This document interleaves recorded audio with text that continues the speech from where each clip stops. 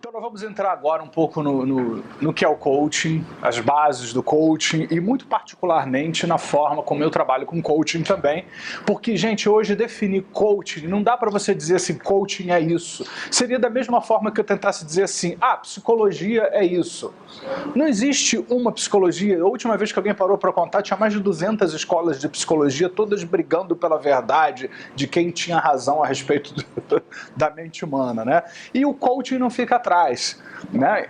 Existem várias linhas de coaching hoje diferentes, né? Então o que eu apresento aqui para vocês é o meu mapa. O mapa é uma expressão que nós usamos em programação neurolinguística, para quem não conhece, que é a minha percepção sobre como as coisas são e o que elas estão. Vou pedir até ajuda para a gente identificar onde que está isso. Os registros inconscientes, né?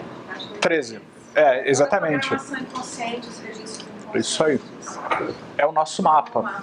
E assim, eu tenho um mapa sobre como falar sobre coaching, mas eu quero que vocês continuem a investigar por aí, né, e somem, porque eu acredito em somar conhecimentos. Eu mesmo fiz e vou continuar a fazer inúmeros cursos em todas essas áreas para aprender mais, porque eu acho que sempre alguém pode agregar alguma coisa para a gente de uma maneira geral.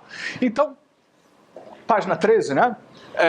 Para esses autores, Cox, Bakirva e Clutterbuck, que são referências, na verdade, sobre coaching, eu gosto muito dessa definição. Coaching é um processo de desenvolvimento humano, o qual envolve uma interação focalizada e estruturada, com o uso apropriado de ferramentas, estratégias e técnicas para promover mudanças desejáveis e sustentáveis para o benefício de coaches, clientes e potencialmente para stakeholders, acionistas. Então, algo que você vai fazer que é focalizado, voltado para um objetivo, para algo que se deseja fazer. Você vai na direção de alguma coisa que se busca, alguma coisa que se deseja fazer, né? Para que isso traga um benefício para o cliente. Tá? Gente, assim, a gente usa essa palavra cliente, eu prefiro usar cliente, tá? Coach não é muito da nossa língua, né? Isso, né? Então, eu gosto de usar cliente, vocês usem o que vocês quiserem, né? Eu uso o profissional como coach. Lembrando que o profissional é coach, o processo é coaching.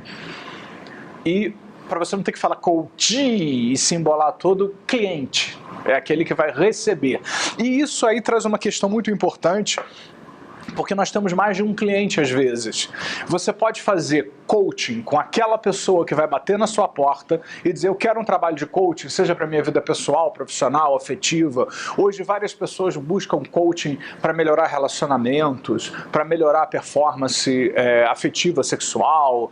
Enfim, aí você vai dizer, mas o que isso tem a ver com coaching? Tem. Coaching pode trabalhar qualquer coisa que você possa sair de um determinado lugar e chegar num outro determinado lugar. É diferente da terapia. É um processo diverso, é uma outra coisa, é um outro processo. Então, na verdade, o coaching ele pode ser usado para qualquer coisa. Agora, existem algumas ocasiões em que o profissional de coaching ele é contratado por uma empresa. E aí você tem dois clientes, é importante eu falar sobre isso, porque existe muita confusão sobre isso. Eu acho que algumas pessoas mal formadas não sabem direito o que fazer, né? Porque você tem dois clientes aí. Você tem um cliente empresa que te contrata para um objetivo. Então, por exemplo, a empresa quer se tornar líder no mercado, no segmento dela. Então ela vai contratar um coach para trabalhar com todos os seus CEOs, com todos os seus executivos principais, para que eles desenvolvam uma atitude de gerenciar seus grupos, para que eles consigam se engajar e fazer essa mudança plena. Então você tem aí um contratante que é a empresa que deseja esse resultado e você, como profissional, você precisa prestar contas para essa empresa. Mas, ao mesmo tempo, você vai lidar com indivíduos, com pessoas, né? E você tem que ter ética em relação a essas pessoas que você vai atender, independente daquilo que você vai falar para a empresa. Eu vi algumas pessoas já meterem os pés pelas mãos e passar coisa confidencial do cliente para a empresa, que não é para passar, né? O que o coach tem que passar para a empresa quer que ele desenvolva competência de relacionamento interpessoal, liderança e tal. Então, a informação que o coach precisa passar para a empresa é sobre a liderança, o desenvolvimento e o engajamento dele nesse objetivo proposto. É isso. Ele não tem que falar para o cara do RH, para o cara da empresa, os detalhes da vida pessoal, alguma coisa pessoal, individual, que o cliente se coloque ali dentro do ambiente da sessão. Isso é confidencial, precisa ser confidencial. Eu digo isso porque coaching não é uma profissão reconhecida, vamos dizer assim. Você tem uma certificação internacional, que significa que a gente está fazendo uma formação de qualidade, com selo que vem lá da Alemanha, mas não existe uma lei. Eu, como psicólogo, se eu violo a confiança do meu cliente, eu posso ser processado por lei. A lei brasileira me processa. Se a minha cliente ela me conta alguma coisa em confidência e eu falo isso para alguém e ela descobre, ela pode me processar legalmente e vai ganhar provavelmente, porque existe uma lei hoje que garante a confidencialidade. Agora, no coaching isso não existe, é mais um acordo de cavalheiros, é uma coisa que a gente sabe que não deve fazer.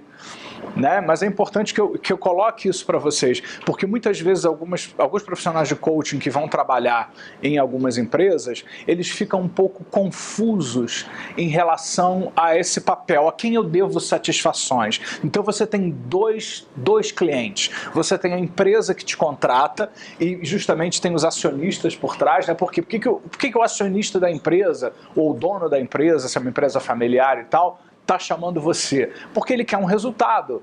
E ele vai te cobrar esse resultado e você tem que mostrar para ele que o seu trabalho está gerando resultados.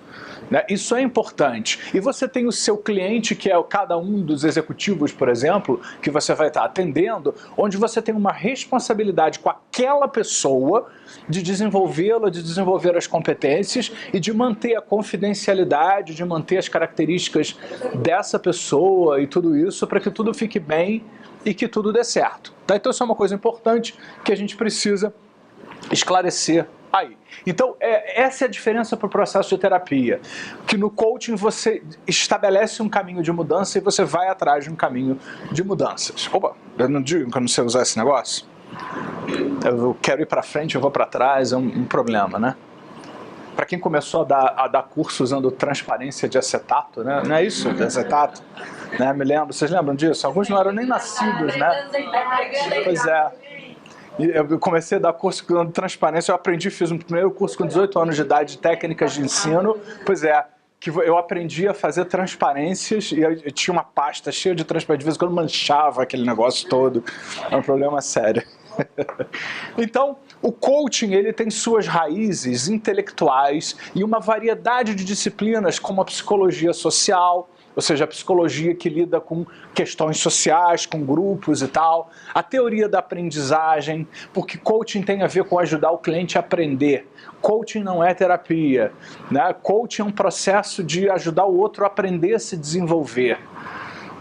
Embora o professor, o coach, ele não seja exatamente um professor que diga assim, faça isso, faça aquilo, mas ele ajuda o cliente a autoaprender, é um processo construtivista, então tem muito a ver com a aprendizagem. Teoria sobre o desenvolvimento humano, o desenvolvimento, não tem problema não, organizacional, filosofia existencial e fenomenológica e muitas outras coisas. Coach deriva a palavra coach vem de Kocs, que é uma cidade no norte da Hungria, onde foram concebidas as primeiras carruagens puxadas por cavalos. Então, na verdade, essas carruagens chamaram essas carruagens de Kocs, depois virou coach. E até hoje, em inglês, coach tem a ver com transporte. Então, se você pega um ônibus, é um coach. Se você pega um vagão de trem, você vai no coach número 10, que é o vagão número 10. E Robert Dilts, ele pega isso aí como uma ideia incrível. Ele usa essa metáfora e ele diz que isso tem tudo a ver com o processo de coaching. O que é um ônibus? O que é um vagão de trem? O que é uma carruagem? É um container onde você entra dentro desse container de forma segura, supostamente, e você vai do ponto A ao ponto B.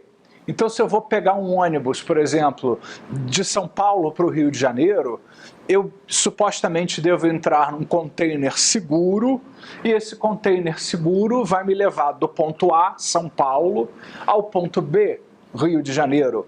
E é importante que esse container seja seguro e que eu possa fazer essa trajetória de forma segura e eu chegue ao meu destino com todos os elementos que eu preciso para ter um grande sucesso. Então, Robert Dilts, ele pega essa analogia e ele diz que isso é perfeito para definir o processo de coaching, como a gente conhece. O processo de coaching é como se fosse um container psicológico, vamos dizer assim, onde o cliente ele entra dentro desse container, ele precisa estar seguro para entrar dentro desse container, para que ele possa sair de onde ele está até onde ele deseja chegar, da forma mais segura que seja possível, da forma mais equilibrada, segura, tranquila que for possível, para que ele possa fazer essa jornada em segurança. Então ele pega essa analogia da própria origem do coach para fazer isso. Vamos lembrar também, né, que coaching, além dessa história da carruagem, o que ele fala do processo seguro, né? Vamos usar isso como um processo seguro mesmo.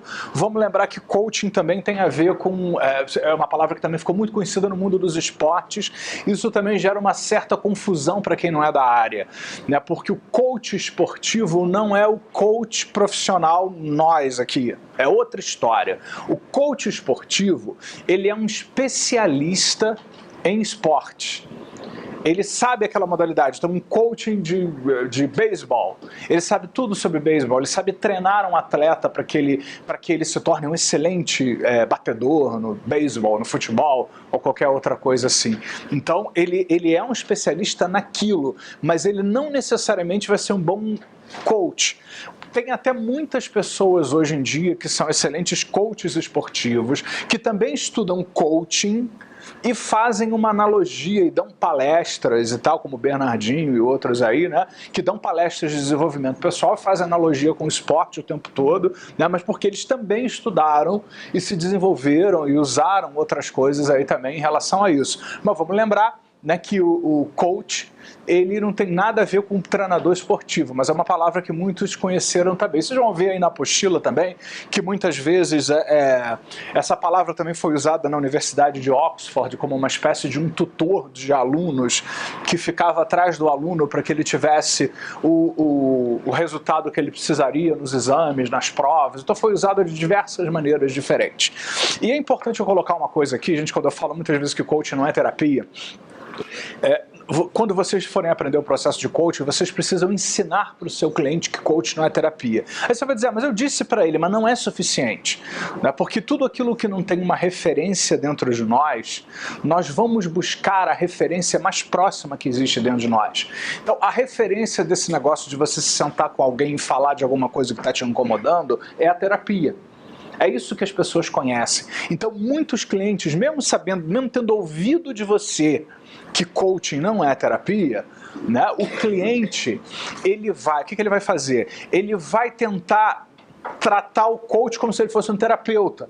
E é muito importante que o coach, ele estabeleça essa diferença. Eu não sou terapeuta, eu estou aqui para fazer uma outra coisa com você. Eu não estou aqui para fazer terapia. Eu até brinco dizendo que o coaching é terapêutico, mas não é terapia.